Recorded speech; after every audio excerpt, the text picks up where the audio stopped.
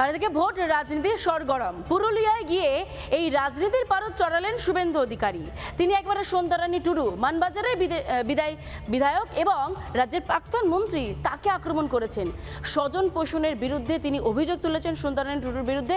তিনি বলছেন যে সেখানকার মানুষজন তারা ব্রাত্য হয়ে রয়েছে, শুধুমাত্র সুযোগ সুবিধা পাচ্ছেন সরকারি সন্ধ্যারানী টুডুর যারা আত্মীয় স্বজন বা তার নিজের লোকজন। দ্রৌপদী মুর্মু মহোদয়া, এই সন্ধ্যারানী টুডু দ্রৌপদী মুর্মুর বিরুদ্ধে ভোট দিয়েছিল যশবন্ত সিংকে।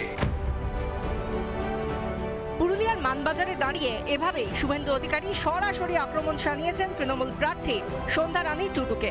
শুভেন্দু অধিকারী প্রশ্ন তুলেছেন তৃণমূলের বিধায়কের স্বজন পোষণের বিরুদ্ধে। একটাও মানবাজারে কোন সাধারণ লোক, কোন আদিবাসী যুবক, কোন প্রান্তিক মানুষ, কোন তৃণমূলের কর্মী পায়নি।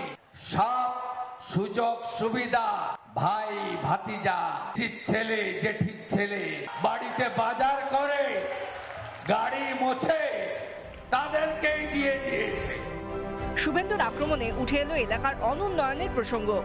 মাননীয়া সন্ধ্যা দিদিমণি এত বছর এমএলএ, 2 টার্মের হাফ মন্ত্রী, মোটরসাইকেল করে প্রচারে যাচ্ছেন কেন? মানবাজারের রাস্তাগুলো করতে পারেননি, তারপরেও ভোট চাইতে বেরিয়েছেন। এখানকার একটা ব্রিজ ভেঙে পড়ে আছে, 2 বছর সারায়নি। সবচেয়ে বড় আক্রমণ রাষ্ট্রপতি নির্বাচনকে কেন্দ্র করে। শুভেন্দুর প্রশ্ন, আদিবাসী হয়েও কেন সন্ধ্যারানী টুডু দেশের প্রথম আদিবাসী রাষ্ট্রপতি দ্রৌপদী মুর্মুকে ভোট দেননি? উড়িষ্যার এক গরিব বাড়ির মেয়ে দ্রৌপদী মুর্মু মহোদয়া, তাকে যেদিন রাষ্ট্রপতি পদে মনোনয়ন দেওয়া হয়েছিল, তৃণমূল কংগ্রেস এই সন্ধ্যারানী টুডু দ্রৌপদী মুর্মুর বিরুদ্ধে ভোট দিয়েছিল যশবন্ত সিংকে। বিগত এতগুলো বছরে সন্ধ্যারানী টুডুর বিরুদ্ধে দলেরই একাংশের ক্ষোভ। মানবাজারে তৃণমূলের গোষ্ঠী কোন্দল দীর্ঘদিনের সমস্যা। পরিস্থিতি সামলাতে ময়দানে নামতে হয়েছিল খোদ মমতা বন্দ্যোপাধ্যায়কে। যে দলের অন্দরেই কোন্দল, খেয়েই তারা মানুষের উন্নয়ন করবে কিভাবে? তৃণমূলের দুর্ভেদ্য দুর্গে ফাটল বেড়েছে, সেখানে মানুষের আস্থা অর্জন করছে বিজেপি। ফলে তৃণমূলের আত্মতুষ্টির কোনো জায়গা এবারের ভোটে নেই।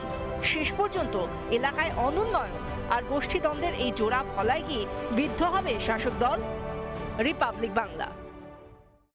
নানা ধরনের কন্টেন্ট দেখার জন্য লাইক করুন, শেয়ার করুন আমাদের ফেসবুক পেজ, সাবস্ক্রাইব করুন আমাদের ইউটিউব চ্যানেল। পাশাপাশি অন্যান্য ব্রেকিং নিউজের জন্য অবশ্যই চোখ রাখুন রিপাবলিক বাংলায়।